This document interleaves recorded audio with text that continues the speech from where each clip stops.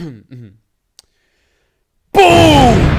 2 weeks in a row. What is going on? Is it actually happening? After a whole ass year of small flashes and glimpses, is anime actually getting consistent with his uploads? There is absolutely no way this could happen. See? I told you I'd be more efficient with my uploads. I'm back at it again. So what's going on, everyone? Welcome back to another video on the channel. I hope you all are having an amazing day. I hope all of you have slept well and have had plenty to eat. But make sure you save some room for dessert because I'm about to feed you some Edge flavored ice cream. All right, so gotta take some black aura, mix it in with a little bit of white glowing eyes, a teaspoon of satisfying kills, and finally, a big bowl of Chad energy.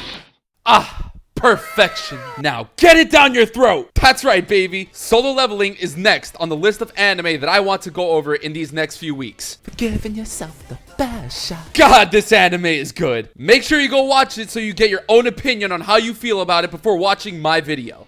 And also, to not get spoiled. Don't say I didn't warn you. Solo Leveling has got to be one of the most fun anime I've seen in recent times. I say recently, but I haven't been watching anime for that long, at least compared to some of you out there.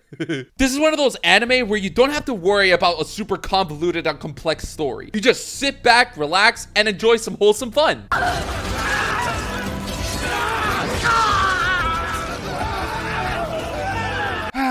Beautiful. Alright, so basically, we're in a society where weird portal gate things are spawning in the world that take you to mystery dungeons full of monsters, enemies, and treasures. If these gates aren't taken care of and closed, there is a risk that the creatures inside these portals can pass through into the real world.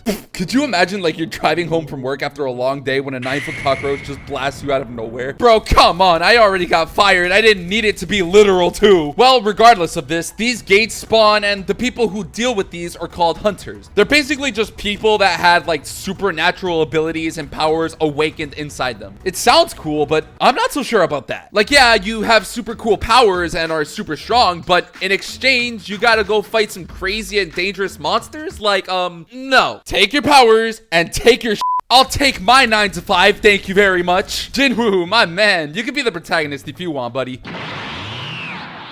Holy shit. Everyone say hello to Jinwoo, the master of Edge, and I literally mean this in every sense available. This man in this anime loved to absolutely tease the living hell out of the viewer. I mean, this season only had 12 episodes. My god, did they try to milk us dry. Bastards use so many ways to do it too. Like, just look at the first dungeon that we see Jinwoo go into. I mean, this dungeon was supposed to be D-ranked, but we all know where this goes. Nice and easy until they all get stuck in a freaking room with massive statues. At this point, they made it abundantly clear. It was not a D-ranked dungeon. And this is where the edging starts. Like, we all know that this dungeon is gonna get spicy and wreck some scrubs, but it was just a matter of when and how. Well, I can tell you the answer to that. It'll start its destruction only after they realize where they are. As for how, these statues just start brutally murking people one by one. These guys are literally just playing with them. Oh my god. These hunters are quite literally at their mercy, and it only gets worse.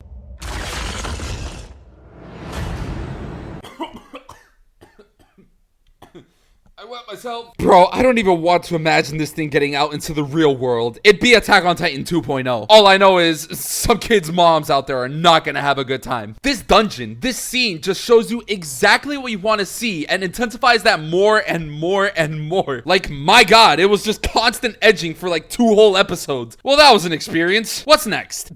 Dude just gets a Gios, which seemingly allows him to get infinitely stronger. Like, he is literally in a whole ass MMORPG right now. Fast forward a bit. And now he's ripped, with like every girl around him drooling at the sight. Yeah, Solo Leveling, just keep hyping this man up, why don't you? Like, it pretty much just never stops. So basically, what this show likes to do is to make every single situation as bad as it can get. Worst case scenario every single time. Make the stakes as high as it could possibly go to make Jinwoo's victory that much more satisfying. Take the 2 instances where he actually has to kill human enemies. Dong Suck and his team were made so unlikable that there was no room for any kind of sympathy, giving us, consequently, one of the coldest scenes in anime history. And somehow, these guys weren't even the most piece of shit characters in the show. This Magenta Megumi looking ass of a character was somehow even worse. Literally the most basic villain of all time. Just kills people. For the hell of it. There isn't even a backstory to it. He's just a straight up lunatic. Again, just makes this kill all the more satisfying and cold. It's basically just a matter of, oh, We know what you want to see. We're just gonna give it to you slowly and increase the intensity for you little by little until you eventually come. And when I say it never stops, I mean it. To the very end. The last dungeon in the season features Igris the Blood Red. They even hyped up his name, man. Like, really solo leveling? It's not even just that. Like, his level is red, meaning that he's supposed to be, like, leagues above Jinwoo. The guy has 2 phases where he fights himself and where he summons hundreds of minions. What is this? Elden Ring the anime? But just when you thought that he could not get more hype, just when you thought that Jinwoo defeated him, and just when you thought that you couldn't be edged anymore, when trying to claim Igris' soul, he is given 3 attempts to do so. And can you guess exactly what happens?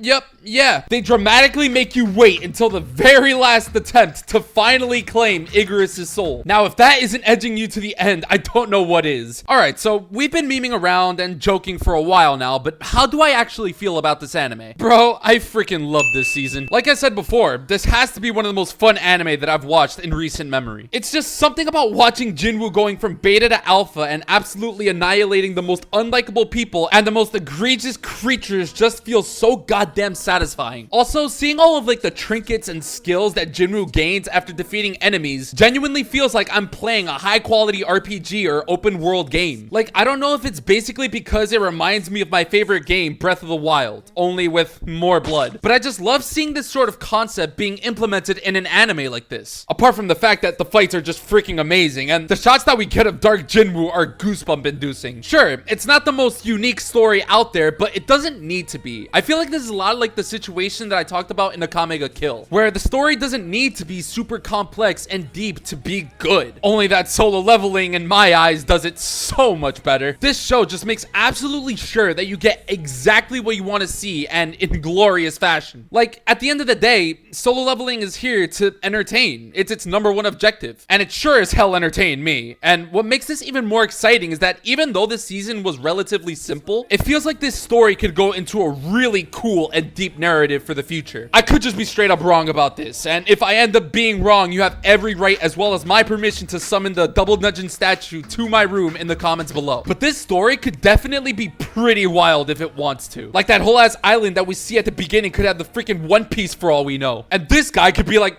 I don't know, Shank's kid or something. This season was really fun, and I'm sure you guys could guess, but I'm super pumped for the next season. But the real question is, are you guys excited for the next season of Solo Leveling? Let me know down below and subscribe for more of these videos and weird analyses. And as always, my Mal account is down in the description for your viewing pleasure. Make sure to check it out and make sure to let me know what video I should make for the future. Got a blast! Peace out, you dirtbags!